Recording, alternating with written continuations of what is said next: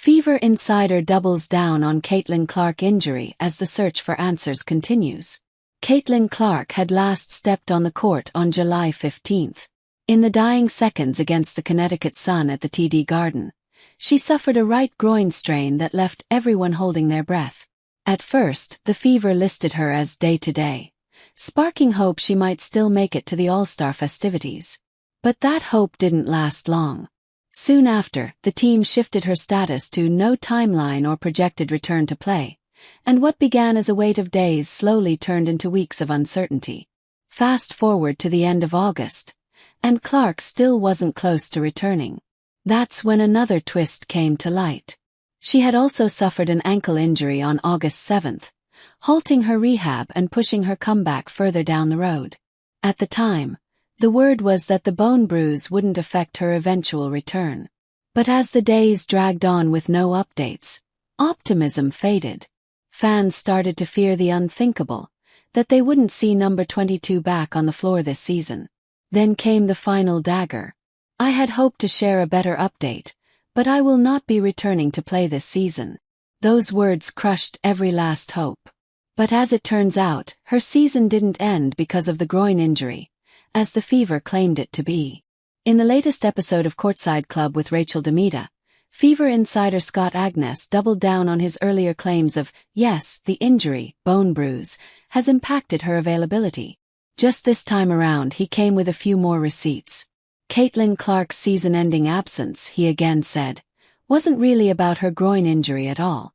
"My understanding is while she hadn't been able to fully test it, obviously the groin was fine a while ago. It's the ankle. And I don't think they still have complete clarity on a solution or what they're doing other than easing her way back, getting all kinds of treatment," Agness explained. Not many knew at the time, but Scott Agness was the first to reveal that Clark had picked up a mild bone bruise in her right ankle during an individual workout in Phoenix on August 7. He later explained on the same podcast that he first grew suspicious after Brian January accidentally stepped on Clark's foot in the Fever's game against the Sky on August 9.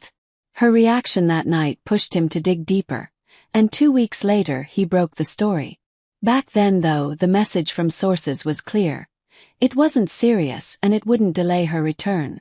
So why did Scott Agness even bring this up in the first place? Well, it turns out he noticed something unusual about Caitlin's ankle before Game 3 against the Dream. "I thought I saw in Atlanta, and then again in the video, she was still favoring that left ankle. She was not running completely smooth. Now, given it's early in the morning, that was like the first 10 minutes of shoot-around. She shot it well, but she has been able to shoot throughout all of this over the last several months. So while many thought Caitlin Clark was on her way back, especially after seeing the practice video Scott Agness posted, it's now clear that the bone bruise hasn't fully healed. And the thing about bone bruises, they're tricky. They often linger longer than expected. Just ask Breanna Stewart.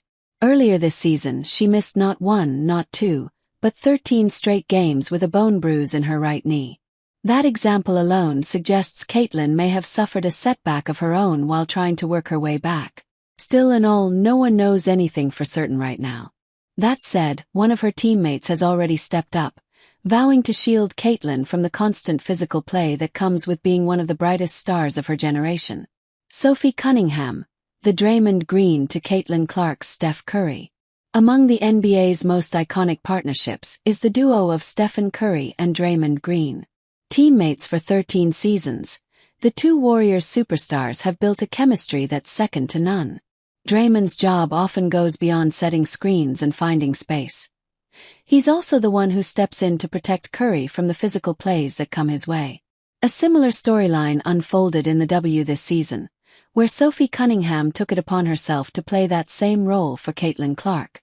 From stepping in against J.C. Sheldon after she poked Clark in the eye, to constantly pulling Clark away from referees so she doesn't risk a technical, Sophie Cunningham has done it all.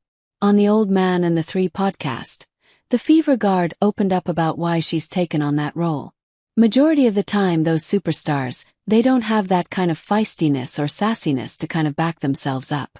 They need their teammates to do that. And I have firsthand seen it this year, Sophie conveyed. And I'm like, alright, if we're not going to protect our star, someone has to. On the podcast, Cunningham made it clear that she's not going to the extremes Draymond Green sometimes does. But she'll do whatever it takes to keep the Fever's superstar safe. Whether that means stepping in when a defender gets too close or fighting for call with the refs, Sophie will always be there to back Clark up.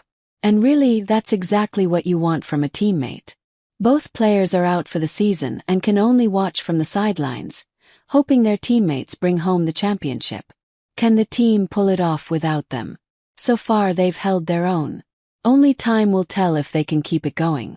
Stay tuned to find out.